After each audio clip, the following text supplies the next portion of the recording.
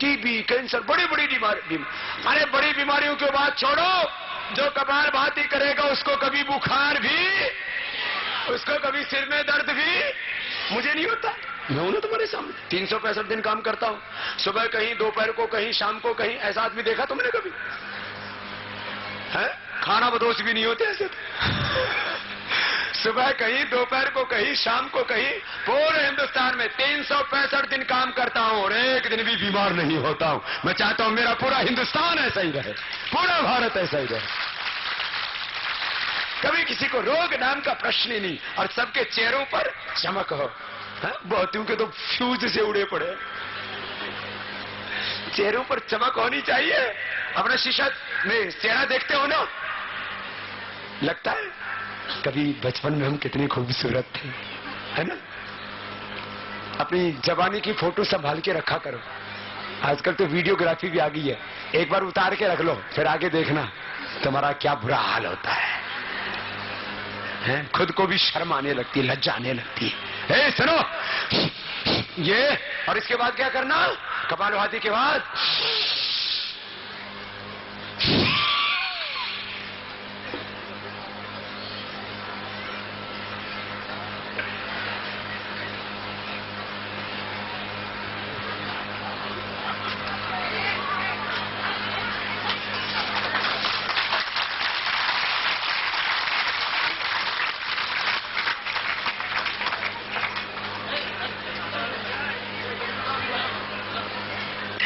अच्छा हो गया ना? ऐसे 3 बार ये कर लेना, फिर अगली सार पेट को अंदर खींचना, ढीला छोड़ना। देखो ऐसे,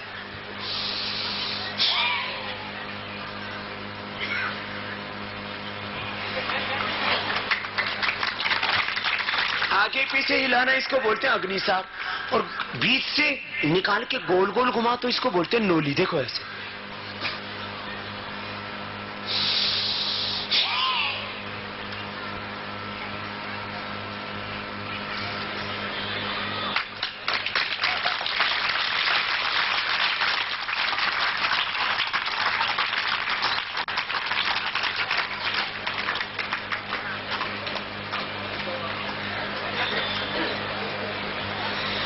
एक बोला बाबा हम भी तो घुमावत है।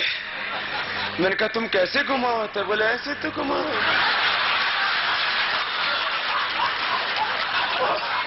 मैंने कहा तू तो नोली नहीं नोला घुमावत है।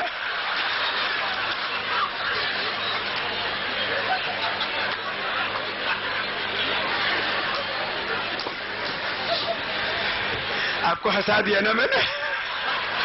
जो हंसेगा वो भी बीमारियों में नहीं फंसेगा, जो हंसता है उसको कब्ज की बीमारी। आज जोर से हंस के जाओ, देखो घर जाते ही ठीक हो जाएगा। जो हंसेगा उसको हार्ट की बीमारी, जो हंसेगा उसको आंखों की, और उसको दिमाग की भी कोई बीमारी, कोई तनाव, न स्ट्रेस, न हार्ट प्रॉब्लम, न बीपी, न पेट की बीमारी। जो हंसता है ना खुश रहता है, तो उसको भूख भी अच्छी लगती है। जिस दिन आपको गुस्सा आता है, आप नाराज होते हो, उस दिन आपको भूख। जो हंसेगा इसका सब स्रोत खुल जाते हैं, पेशाब अच्छा होगा, लैट्रिन अच्छी होगी। हंसते हंसते पेट का व्यायाम हो जाता है। एक बार हाथ उठा करके जोर से हंस के दिखाओ तो फिर से।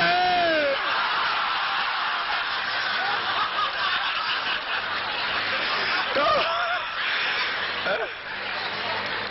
एक बार हंस लेना, आपको कोई बीमारी, और 2 मिनट ताली बजा लेना। अच्छा आप देखो, आप किसी भी जानवर को ब्लड प्रेशर की बीमारी चेक किया है सबको? किसी भी जानवर को शुगर की बीमारी, और किसी भी जानवर को आंखों पर चश्मा। बोल बाबा इसका क्या रहस्य है? ये आदमी को क्यों आंखों पर चश्मा चढ़ता है? इसको बीपी शुगर क्यों होता है? इसका स्ट्रेस क्यों बढ़ता है?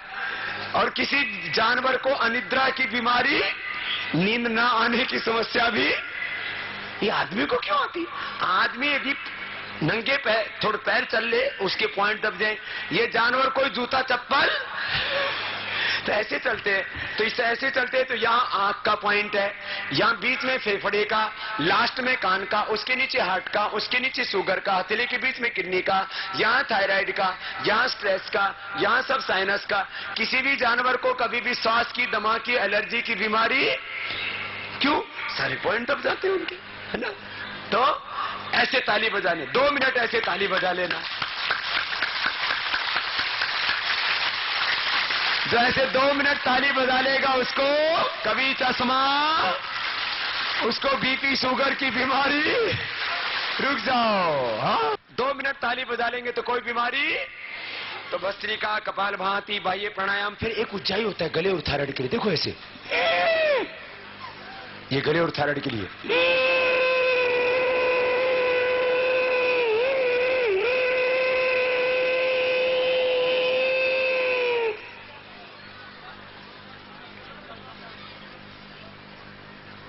और फिर दाएं नाक को बंद करके बाएं से ये 3 बार कर सकते हैं। भस्त्रिका 5 मिनट, कपालभाति बच्चों को 5 मिनट, बड़ों को 10-15 मिनट, 3 से 5 बार बाह्य प्राणायाम।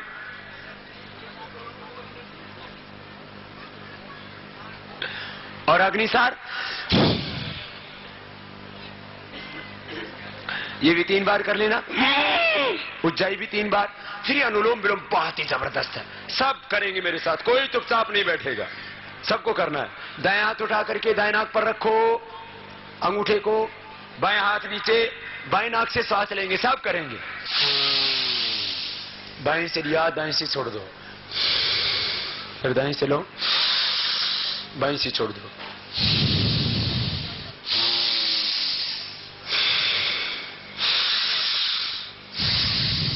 करो अनुलोम विलोम, करो, रुको नहीं।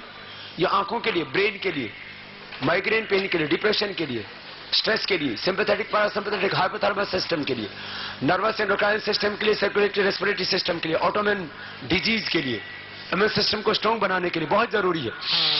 करो करो करो, रोज करना है 5 मिनट, आराम से करना है, चेहरा नहीं बिगड़े, आराम से चेहरे को सहज शांत रखते हुए।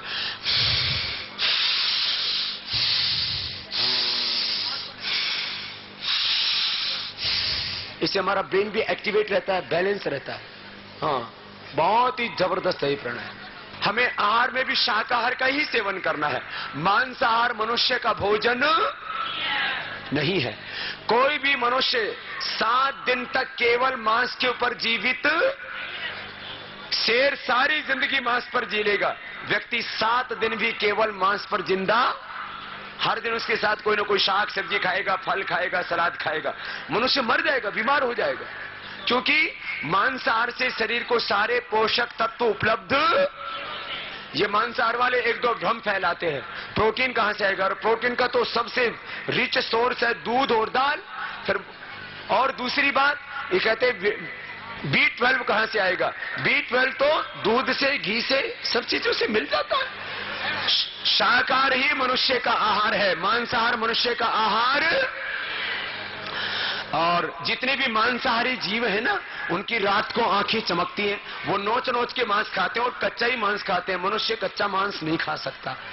और हमारी जो आंतों की डिजाइन है वो 16 फीट की है, नहीं है। शाकाहारी जितने भी जीव हैं उनकी आंत है 32 फीट की, मांसाहारियों की 16 फीट की। जितने भी मांसाहारी दांत है उनको दांत 2 बड़े हैं नोचने के लिए। तुम ऐसा मुर्गा पकड़ के ऐसा खा सकते हो, चाकू से काट के खाते हो। और जिन जीवों को खाते हो उनमें भी खून होता है, उनमें भी दिल, उनमें भी दिमाग और उनमें भी जीव। फिर क्यों खाते हो? क्योंकि वो देखने में हमारे जैसे नहीं लगते। तो हमारे जैसा दो भी नहीं लगेगा देखने में, उसी को पकड़ के खा जाएंगे क्या? अरे ये बोलते हैं जी हम तो हिंदू हैं, गाय का मांस नहीं खाते, बाकी किसी को नहीं छोड़ते। गाय बनाई भगवान ने, बाकी जीव शैतान ने बनाए हैं क्या? बोले जी मैं मुसलमान हूं, मैं सूअर का मांस तो नहीं खाता।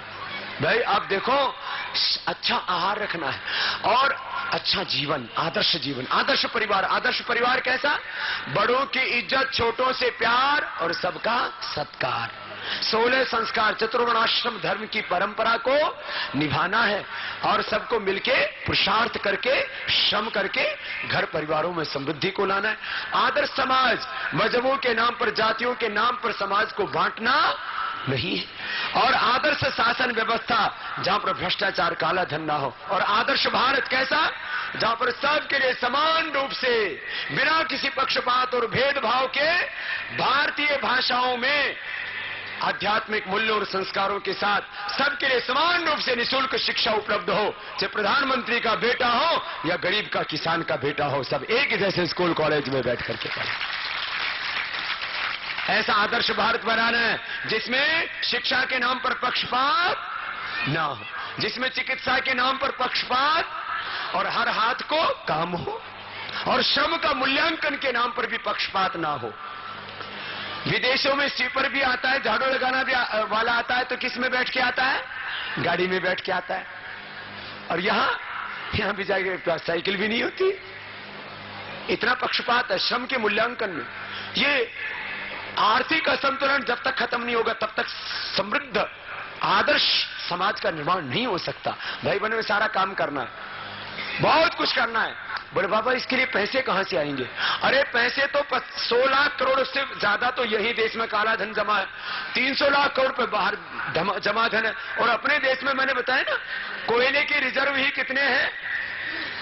938 लाख करोड़ रुपए के तो कोयले की। इतना धन दौलत तो अभी भी अपने देश में भरा पड़ा है, तो लूट रहा है रोज। दवा वाले लूटते हर साल 10 लाख करोड़ रुपए, बीड़ी सिगरेट वाले लूटते हैं करीब 10 लाख करोड़ रुपए। और ये विदेशी कंपनियां साबुन, shampoo, toothpaste, cream, powder, Coca Cola, Pepsi आदि बना करके, बर्गर, पिज्जा बना करके बर्बाद कर रही है और देश को लूट रही है। आज संकल्प लेके जाएंगे, कोई भी विदेशी कंपनियों के वस्त्रों का उपयोग, साबुन, शैंपू, टूथपेस्ट, क्रीम, पाउडर, ये कॉस्मेटिक के नाम पर भी कोई भी, ये कॉलगेट, पेप्सोडेंट, ये लाक्से, लाइबॉल, ये सब ये विदेशी कंपनी है। जिस पर हिंदुस्तान लीवर लिखा हो, जिस पर कोलगेट पाल्मोलिव लिखा हो, जॉनसन एंड जॉनसन लिखा हो, ये सब विदेशी कंपनियां हैं। अब इन सब सामानों का बहिष्कार करना और सबको स्वदेशी को अपनाना है, ये भी संकल्प लेके जाना है।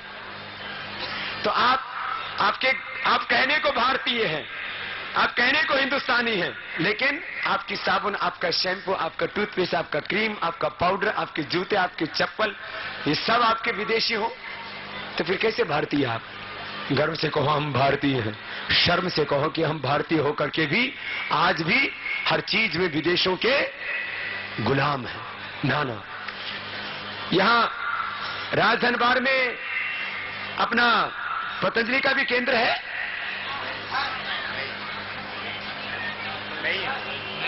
अभी नहीं है। तो राजदरबार, यहां तो हजारों की यही संख्या, आस पड़ोस के भी बहुत गांव हैं।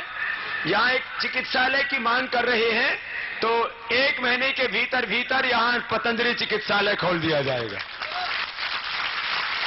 आपको आश्रम के नित्य प्रयोग के उत्पाद, दंतमंजन, टूथपेस्ट से लेकर के क्रीम आदि, पाउडर आदि जो भी आप प्रयोग करते हो, साबुन, शैंपू आदि सब कुछ, और च्यवनप्राश, आंवला, एलोवेरा, और जो बीमार हैं, बीपी वालों को, जिनको बहुत ज्यादा बीपी बढ़ा हुआ, वैसे तो प्राणायाम योगा अभ्यास से 99% आपकी बीमारियां ठीक हो जाती है, लेकिन बीपी बहुत ज्यादा बढ़ा हुआ है तो थोड़ा मुक्तावती ले सकते हैं कुछ दिन तक। शुगर बहुत बढ़ा हुआ है तो मधुरांशिनी ले सकते हैं। ऐसे तो मैं बोलता हूं ना, आरोग्य आटा और आरोग्य दलिया का प्रयोग करो, उसकी रेसिपी भी मैं बार बार बताता हूं। इसका प्रयोग करना, आरोग्य आटा और आरोग्य दलिया का, आपको न वजन बढ़ेगा, न कोलेस्ट्रॉल बढ़ेगा, न शुगर बढ़ेगी, न कैल्शियम की कमी होगी, न आयरन की कमी होगी। और नहीं तो इनका प्रयोग भी कर सकते हैं। फिर ये सारी चीजें, जिनको शुगर है मधुनाशिनी, हार्ट की प्रॉब्लम है तो हृदयामृत, बहुत ज्यादा स्किन डिसऑर्डर्स हैं तो कायाकल्प, मोटापा बहुत ज्यादा है तो मेदोहर, बहुत ज्यादा शरीर में जोड़ों में दर्द है चंद्रप्रभावटी, शिलाजित रसायन, पीढ़ांतक, अंडरवेट है उनके लिए अश्वगंधा शतावर, अश्वगंधा का कैप्सूल। ये अब जैसे अंडरवेट है तो आप अश्वगंधा शतावर का थोड़ा प्रयोग कर लीजिए। अंडरवेट है, थोड़ा दूध और केला और दूध और खजूर खा लीजिए और प्राणायाम कीजिए, अंडरवेट रहेंगे ही नहीं, नॉर्मल वेट हो जाएगी। तो खैर, मैं आपको बता रहा था, ऐसे नित्य प्रयोग की वस्तुएं, आयुर्वेद में 2 तरह के उत्पाद हैं। एक, आयुर्वेद हमारी जीवन पद्धति का हिस्सा है, दूसरा चिकित्सा पद्धति भी है। तो जिनको असाध्य रोग हैं, कैंसर जैसी बीमारी, हेपेटाइटिस, किडनी की बीमारी, बहुत ज्यादा बीपी, शुगर, हार्ट की प्रॉब्लम है, हड्डियों का बहुत ज्यादा बढ़ा हुआ रोग है, तो उसमें आप कुछ दिनों तक दवा का भी प्रयोग कर सकते हैं। तो सब दवा और नित्य प्रयोग के जो सामान है, ये आप, अब जैसे टूथपेस्ट है, आप जो विदेशी कंपनियों का प्रयोग करते हो, उसको करते करते आपको